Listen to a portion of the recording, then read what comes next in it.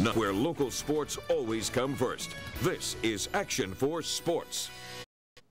Greetings, my friends, and welcome to another edition of Joe's Top 10. Joe Bowling here with Action for Sports, and it's time to take a look at how the teams here in the Rio Grande Valley stack up, as I see it, through 3 weeks of play. Some have moved up. Others have moved out. Others are like ink locked into spots, so here we go. Quick look back at last week's top 10. It had Sharyland sitting on top for a third straight week, followed by Port Isabel, Westaco East, and McCallum Memorial. Mercedes was my number 5 team last week, and 6 through 10 had Edinburgh North, Harlingen, Mission Veterans, Rio Hondo, and Edinburgh Vela. That was last week, my friends. Let's see what we have this week around. Number 10 on my list returns to the mix, and that's McAllen's Bulldogs. I had them there before they lost that first week to Odessa Permian, but I got to see them close up this past Friday. They won that thriller into the rain at Harlingen, and they're getting better and are truly battle-tested. They have a tough one this week against the Carroll team. It's 2-1. But at number 10 this week, McAllen Bulldogs. Welcome back. Number 9 is a team that I had on my list of teams just outside the top 10 last week. So welcome aboard this week, Brownsville St. Joseph. This team was supposed to be in a building process at the start of the season, but suddenly they're sitting at 3-0 and are winning by impressive numbers. Now, I'll say that they will get what I think is my true test just down the road when they take on Port Isabel, but this week they're sitting at number 9. That's Brownsville St. Joseph. Number 8 this week is Brownsville Veterans. This is another team that was just outside the list last week, so I'm guessing by now you're just wondering who dropped out, because there are some that did. Brownsville Veterans, though, not only cracked the top 10, but they jump in at number 8.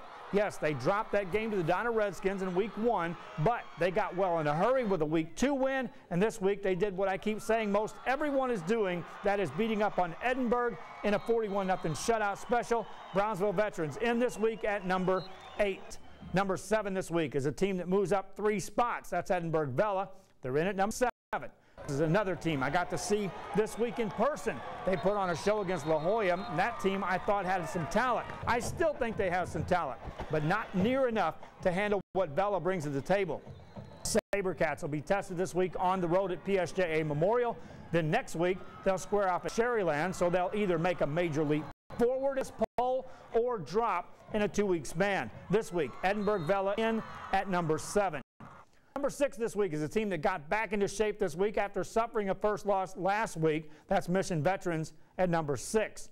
I said last week that I dropped them in a bit in the poll, but we're still comfortable to keep them in as a solid ball club. This week, they took it to Lorez Lincoln. I think the Permian loss is going to turn out to be a good thing for this team in getting better. Mission Veterans was at 8 last week. This week, I move them to number 6. Number 5 this week for a second straight week is the Mercedes Tigers. They're in the mix with some teams that keep winning games while on the top half of my top 10. So they didn't move up any, but I'm saying this here and now. Enough of these teams may win each week, and they're just ahead of them. They can still jump up if they round into the type of team that I thought they would be in the preseason. Mercedes Tigers in at number 5. Number 4 this week is a team that nearly jumped up in the poll, even though everyone ahead of them won. That's McCallum Memorial. They're in at number 4. In the rain, they displayed the ability to score on the ground and through the air as they took down San Benito on the road. Although this isn't a powerhouse Greyhound team that they beat, it is a team that when you beat them as soundly as Memorial did, you take notice. They're getting better. McCallum Memorial this week in at number 4. Number 3 this week is Westaco East. They've been in my top 5 every week. They're among the unbeaten teams in the Valley, which is now down to 5, and they keep getting better.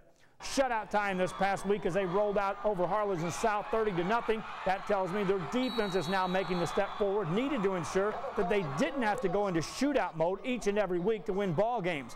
They get a road trip this week at La Jolla. After now seeing both of these teams, I still think Westaco East is the better team. They'll go to 4-0 next week and no lower in my poll than what they are here, and that's at number 3. Number 2 this week for a second straight week is Port Isabel. And I think just maybe I won't receive as much grief about this team being this high in my poll after the way they won over Hidalgo. They're sitting at 3-0. They're now sitting with a stable of proven tailbacks. And after 3 weeks of varsity play, it's no longer a team you can say is inexperienced. This week, they're on the road at Valley View, which is kind of a trap game. It's a bigger school that is one step from playing a lot better than they have, and Valley View has the size to give the Tarpons some problems. I still think the Tarpons get the job done. I see them in another high spot in next week's poll. Here, though, I have them at number 2.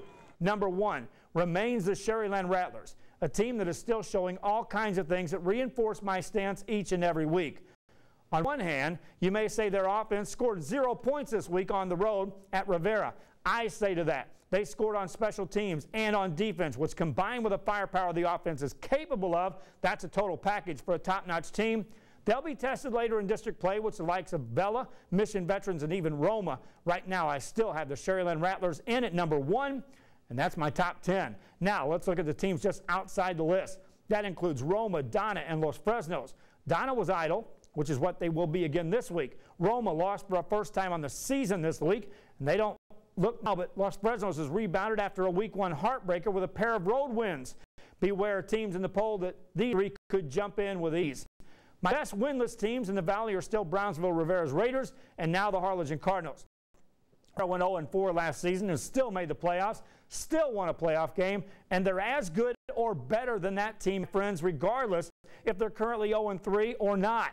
Harlingen, well, they're out starting quarterback, out a backup quarterback, sitting 0-2. Still, I have them as a team to watch out for, and I believe before this season ends, they too will climb right back into this top 10. This week, they get Westico. Rivera has a bye. Next week, they get each other. And even if they have 1 win between the 2 after that game, I think both will be capable of making a run and still reach the playoffs. So here you go with my week 4 top 10. Same 5 up front. All kinds of movement in spots 6 through 10. This week, we could see all kinds of changes as well. So here's hoping you enjoy this segment as much as I do. Each week, I can promise you it's funner to put together than the week before as I get to see more and more of these teams from the sidelines of the press box. Each week, I learn a bit more about what they're about. Fans, if you have any thoughts on the top 10 or if you have your own top 10, send it along on social media at JoeKGBT, Instagram, and Twitter. Send me a message on Facebook. Until next week with another top 10, Joe Bowling here for Action 4 Sports. Enjoy the games.